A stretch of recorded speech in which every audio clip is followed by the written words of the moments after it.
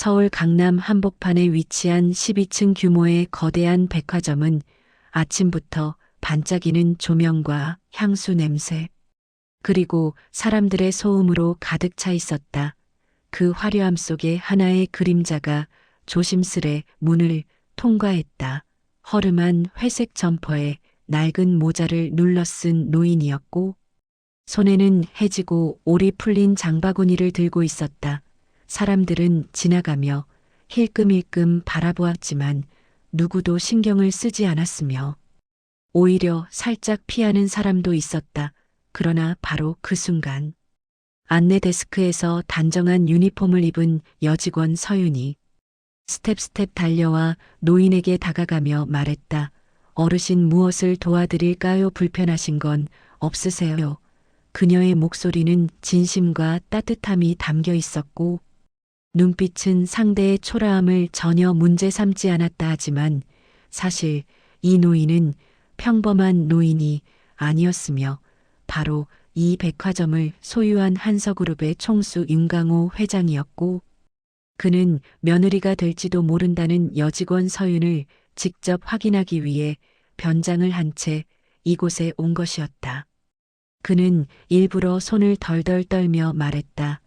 내가 VIP 혜택을 받고 있는지 모르겠어서 확인 좀 하려고 하는데 말이야. 이런 데는 처음이라서 잘 모르겠네. 그러자 서윤은 피곤함이나 귀찮음 없이 부드럽게 웃으며 말했다. 그럼 제가 도와드릴게요. 어르신 천천히 하시면 돼요. 제가 옆에서 안내해 드릴게요. 그녀는 노인의 팔을 가볍게 받쳐주며 에스컬레이터 쪽으로 걸어갔고 직원 몇 명은 힐끔거리며 속닥였다. 아, 또 저런 손님 붙잡았네. 괜히 시간 잡아먹지. 그러나 서윤은 전혀 개의치 않고 말했다. 어르신 한 발씩 천천히 올리세요. 제가 잡아드리고 있으니 걱정하지 마세요. 그 작은 말 한마디와 행동 하나하나는 강호의 마음속 깊은 곳을 울렸다. 서윤은 친절하게 노인이 들고 있던 오래된 멤버십 카드를 살피며 말했다. 이 카드는 오래되셔서 정보가 정확히 안 나올 수 있어요. 제가 다시 등록해 드릴게요. 어르신께서 사용하시기 편하게요. 그녀는 작은 안내카드를 꺼냈는데 그것은 직접 만든 손글씨 카드였다. 이건 제가 따로 만든 거예요. 어르신들이 혜택을 헷갈려 하셔서 큰 글씨로 정리해 둔 거예요. 무료 라운지 이용 시간 적립 방법. 이런 걸 보기 쉽게 정리해 뒀어요. 강호는 속으로 생각했다. 이런 걸 누가 시켜서 만들겠나? 이건 자발적인 마음이 아니면 절대 나올 수 없는 정성이지. 서윤은 노인의 휴대폰도 받아들고 화면 글자를 키워주고 메뉴를 재정리해주며 말했다. 이렇게 하면 훨씬 잘 보이실 거예요. 어르신께 편하도록 제가 맞춰서 설정해드렸어요. 다음번에는 더 편하실 거예요. 강호는 진짜로 감동하며 말했다. 정말 고맙네. 요즘 이렇게까지 해주는 사람이 있나 싶어서 말이야. 서윤은 씩 웃으며 어르신들이 편하셔야 저희도 기쁜 거죠. 당연히 해야 하는 일입니다라고 말했다. 그때 백화점 전체에 긴급 안내 방송이 울렸고 직원들이 부산스러워졌다. 초특급 VIP가 방문하는 시간이었다. 지점장은 허둥지둥 내려오며 말했다. 이서윤 지금 뭐 하는 거야? VIP 오시는데. 이런 손님 붙잡고 있어. 빨리 자리로 돌아가. 그러나 서윤은 노인을 향해 부드럽게 말했다. 어르신 제가 금방 돌아올게요. 괜찮으시죠? 지점장은 소리를 질렀다. 내가 미쳤냐?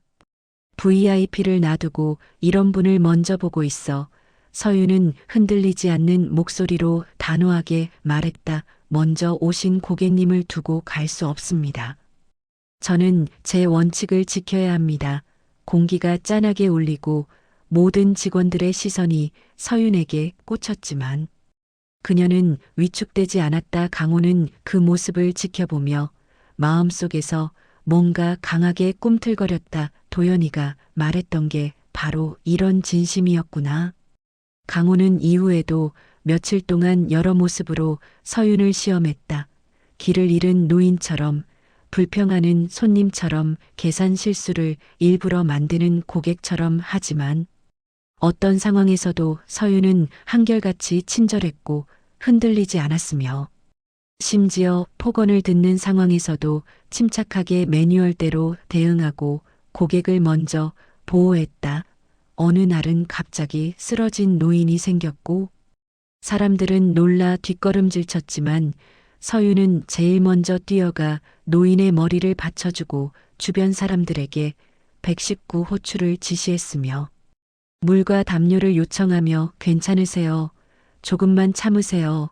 저는 여기 있어요. 라고 말했다. 강호는 멀리서 그 조섭을 바라보며 진심으로 감탄했다. 저 아이는 직업 이전에 그냥 사람이구나. 서윤은 한 번은 눈물이 그렁한 아이가 엄마를 잃어버려 울고 있는 모습을 보고 무릎을 꿇고 말했다. 우리 공주님 무서웠죠? 엄마 곧 찾을 수 있어요. 저랑 같이 엄마 찾으러 가볼까요?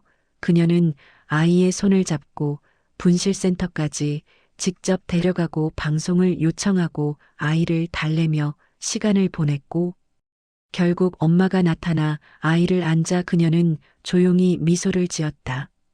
강호는 그 모습을 보며 생각했다. 그래, 이런 마음을 가진 사람이 우리 집에 들어온다면 나는 반대할 이유가 없겠지. 그러나 시험은 여기서 끝나지 않았다. 가장 큰 사건은 초특급 VIP 수수료 누락 사건이었다. 지점장은 자신의 잘못을 서윤에게 떠넘기며 내가 확인했으니 내가 책임져라고 소리쳤다. 서윤은 떨리는 목소리로 말했다. 지점장님, 승인 권한은 제가 아니라 지점장님 아이디로 되어 있습니다. 저는 거짓말을 할 수 없습니다. 하지만 지점장은 협박하듯 말했다. 지금 당장 VIP에게 사과해. 내가 책임져야 해. 서윤은 억울한 상황에서도 고객에게 정중히 전화해 불편을 드려 죄송합니다. 저희 백화점의 절차상의 문제로 발생한 일입니다. 다시는 이런 일이 없도록 하겠습니다. 라고 말했다. 강호는 멀리서 이 모든 걸 지켜보며 더 이상 침묵할 수 없다고 느꼈다. 다음 날 그는 더 이상 변장을 하지 않고 정장 차린 본래 모습으로 백화점에 나타났다. 직원들은 술렁이며 말했다.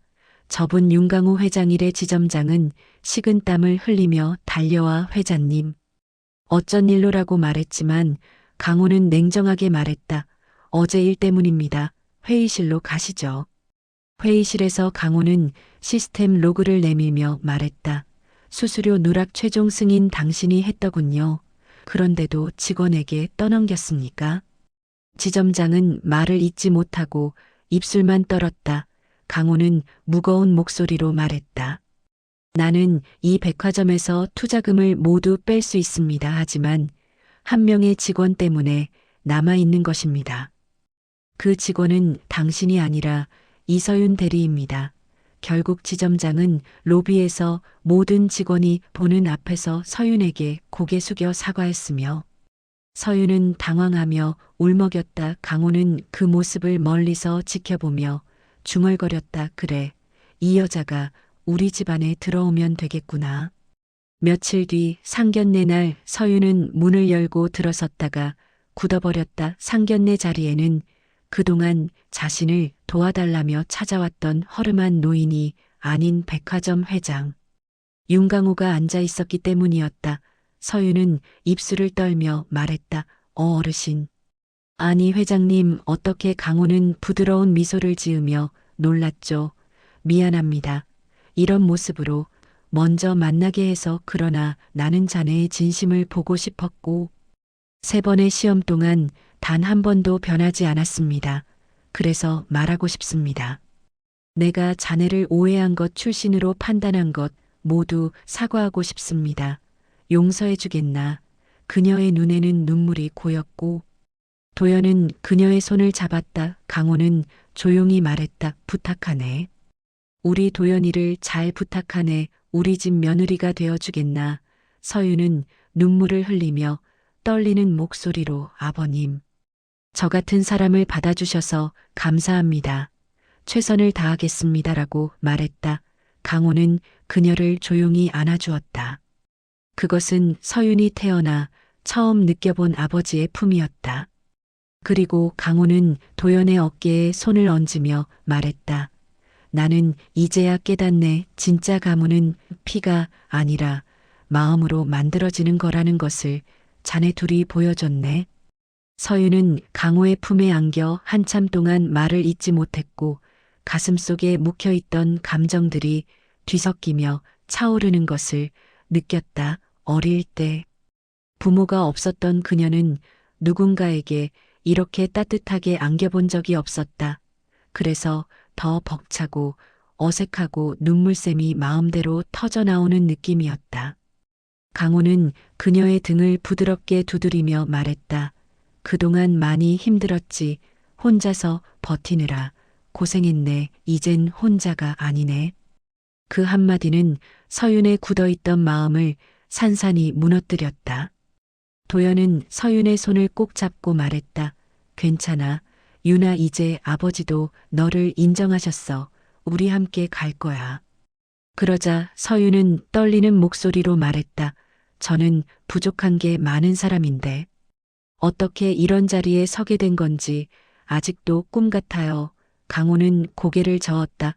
부족한 게 어딨나. 그 누구보다 진심으로 고객을 대했고 나 같은 노인에게도 귀찮아하지 않았네. 그런 마음이 있는 사람이 귀한 사람이야. 지방과 배경이 아니라 마음이 사람을 만든다는 걸 자네가 보여줬네. 그날 밤 상견례가 끝난 뒤 세 사람은 한남동에 위치한 프라이빗 라운지로 이동해 조용한 식사를 했다.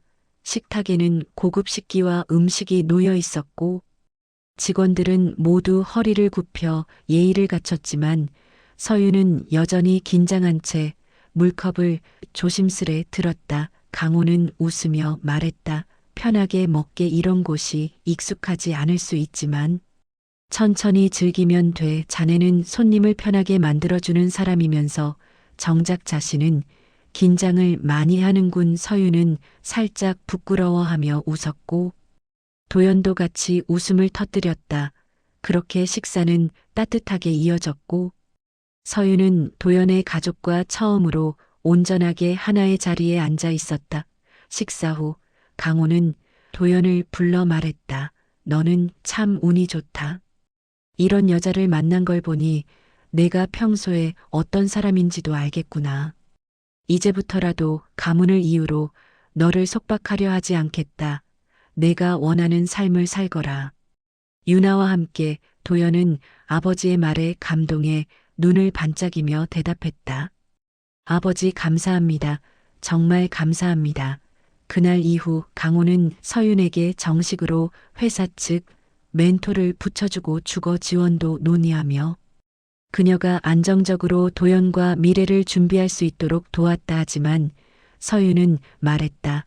아버님, 저는 도움을 감사히 받겠지만 스스로 설 수 있는 부분은 제가 노력하고 싶어요. 저는 지금까지 그렇게 살아왔고 앞으로도 그러고 싶습니다. 강호는 미소를 지으며 고개를 끄덕였다. 그래, 그렇다면 내가 지나친 도움은 주지 않겠네.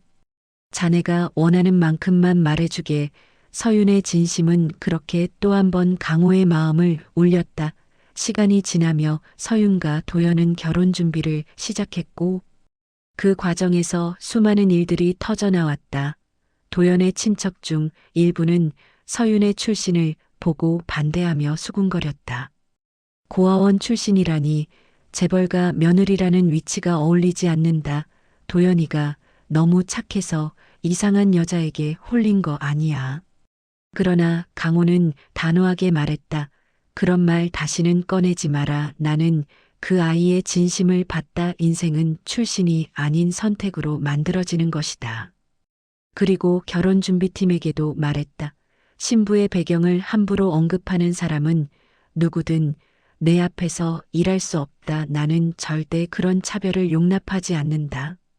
그 소식이 전해지자 친척들의 수군거림은 사라졌다. 서윤은 그런 이야기들을 들을 때마다 불안해했지만 도연은 늘 그녀의 손을 잡아주면서 말했다. 신경 쓰지 마. 유나 아버지가 너를 인정해 주셨고 나도 널 사랑해. 우리 앞에 누가 서 있어도 상관없어. 그리고 어느 날 강호는 가족회의를 열었다. 그는 자신의 비서와 인사팀을 불러앉히고 선언했다. 앞으로 한서백화점은 직원평가 항목에 고객 배려 진심 돌봄을 중요한 기준으로 넣을 것이다. 그리고 그 기준은 이서윤 대리를 모델로 하겠다. 그녀가 보여준 고객 응대가 이 회사의 기준이 되어야 한다. 임원들은 놀라며 웅성거렸다. 고객 배려가 평가 기준이라니 생소한데. 그러나 강호는 웃으며 말했다. 이제는 단순히 매출과 실적만 보는 시대가 아니다. 사람을 어떻게 대하는지가 회사를 만든다. 유나 같은 직원이 10명만 있다면 이 백화점은 아시아 최고가 될 것이다. 그렇게 서윤은 의도치 않게 회사의 새로운 문화를 바꾸는 인물이 되었고 직원들도 그녀를 존경하며 바라보기 시작했다. 하지만 서윤은 겸손하게 말했다. 제가 잘해서가 아니라 제가 운 좋게 어르신들 많이 만나고 도와드렸을 뿐이에요. 그냥 당연한 일을 했을 뿐이에요. 어느 날 강호는 조용히 서윤을 불러 말했다. 유나 나도 언젠가 나이가 더 들면 누군가의 도움이 필요할 것이고 그때 나를 도와줄 사람이 너 같은 사람이라면 참 든든하겠구나. 너는 마치 오래전에 내가 사랑했던 사람을 떠올리게 한다. 서윤은 놀란 눈으로 그를 바라봤다. 강호는 천천히 말을 이었다. 내 젊은 날 나는 사랑을 버렸네. 집안의 압박 때문에 사랑을 선택하지 못했지. 그래서 늘 후회했네. 그런데 너와 도연이를 보니 내가 잃어버린 사랑이 너희에게서 이어지는 것 같아 기쁘네. 서윤은 조용히 고개를 숙이며 말했다. 아버님, 제가 도연 씨와 함께 그 후회를 조금이라도 덜어드릴 수 있다면 영광입니다. 도연은 옆에서 조용히 두 사람을 바라보며 가슴이 벅차올랐다. 시간이 흐르며 결혼 준비는 절정에 달했고 웨딩홀은 최고급으로 꾸며질 예정이었다. 하지만 서윤은 말했다. 아버님, 너무 화려한 결혼식은 하고 싶지 않아요. 저는 조용하고 소박한 걸 좋아해요. 강호는 미소를 지으며 대답했다. 그래, 너답구나. 그러면 너희가 원하는 대로 하게. 내가 무엇을 준비해야 하겠나? 서윤은 답했다. 아버님, 그냥 가족들이 편하게 웃을 수 있는 자리면 좋겠어요. 그리고 결혼식 날은 어느새 다가왔다. 결혼식 전날 강호는 서윤을 불러 단둘이 산책을 했다. 그는 말했다. 유나, 사실 내가 내 앞에서 떳떳하지 못했던 날이 있었다. 내가 널 노인으로 속이고 시험했으니 말이다. 서윤은 부드럽게 웃으며 말했다. 아버님, 그건 시험이 아니라 저를 알아보시려는 과정이었다고 생각해요. 저는 오히려 감사해요. 아버님이 저를 보려고 노력하셨다는 게 느껴졌어요. 강호는 그녀의 말에 위로받는 듯 잠시 눈을 감았다. 다음 날 결혼식이 열렸고 하객들은 감동의 눈물을 흘렸다. 서윤은 마치 빛나는 봄 햇살처럼 아름다웠고 도연은 그녀의 손을 잡으며 말했다. 이제 진짜 우리 가정이 시작되는 거야. 유나 사랑의 결혼식이 끝난 뒤 강호는 마이크를 잡고 말하기 시작했다. 그의 목소리는 떨렸지만 힘이 있었다. 나는 오늘 두 사람을 보며 너무 행복하다. 사랑이 무엇인지, 마음이 무엇인지 다시 느꼈다. 유나, 너는 우리 가문에 새로운 바람을 가져왔다. 나는 자네를 진심으로 우리 가족으로 받아들인다. 서윤은 다시 눈물을 흘렸다. 그리고 강호는 마지막으로 말했다. 진짜 가문은 피가 아니라 마음이다. 사랑이다. 배경이 아니라 서로를 지키려는 의지다. 이 두 사람이 그걸 증명했다. 나는 오늘 너무 자랑스럽다.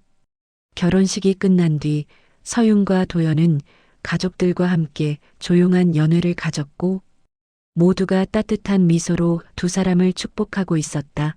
그때 강호가 두 사람을 불러 조용한 라운지로 데려갔다. 그의 눈빛은 이전보다 더 부드러웠고 한층 편안해 보였다. 강호는 천천히 입을 열었다. 유나, 도연아, 너희 둘을 보고 있으면 참 이상한 기분이 든다. 내가 잃어버렸던 것들이 다시 돌아오는 것 같다. 내가 나를 도와줬던 그날들 난 사실 매일 후회만 하며 살아왔다. 사람들이 주변에 많아도 마음을 터놓을 사람은 없었지. 그런데 내가 노인인 나에게 손을 잡아주고 안내카드를 건네주고 작은 관심을 보여주던 그때 나는 오래전에 사라졌다고 생각했던 따뜻함을 다시 느꼈다. 서유는 조용히 고개를 들고 말했다. 아버님, 저는 그냥 제 할 일을 했을 뿐이에요. 강호는 고개를 저으며 말했다. 아니다. 유나, 자네가 한 일은 단순한 업무가 아니다.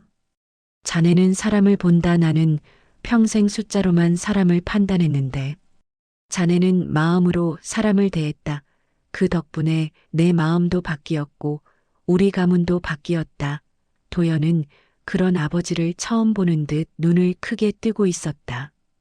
강호는 두 사람의 손을 맞잡아 쥐어주며 말했다. 이제는 너희 둘이 서로를 지켜야 한다. 어떤 상황에서도 서로를 의심하지 말고 함께 걸어가거라. 나는 이제 너희를 믿고 물러설 준비가 되어 있다. 서유는 가슴이 벅차올라 눈물을 삼키며 말했다. 아버님, 저희 잘 살게요. 서로 지키고 서로 사랑하면서 절대 실망 드리지 않을게요. 도연도 고개를 끄덕이며 말했다. 아버지, 유나와 함께라면 저는 어떤 길도 두렵지 않아요. 강호는 두 사람을 바라보며 천천히 숨을 내쉬었다. 마치 긴 세월 무거운 짐을 내려놓는 사람처럼 표정이 밝아졌다. 그래, 이제야 됐다. 이제야 우리 집안에 봄이 온 것 같다. 그 말과 함께 강호는 두 사람을 따뜻하게 끌어안았다.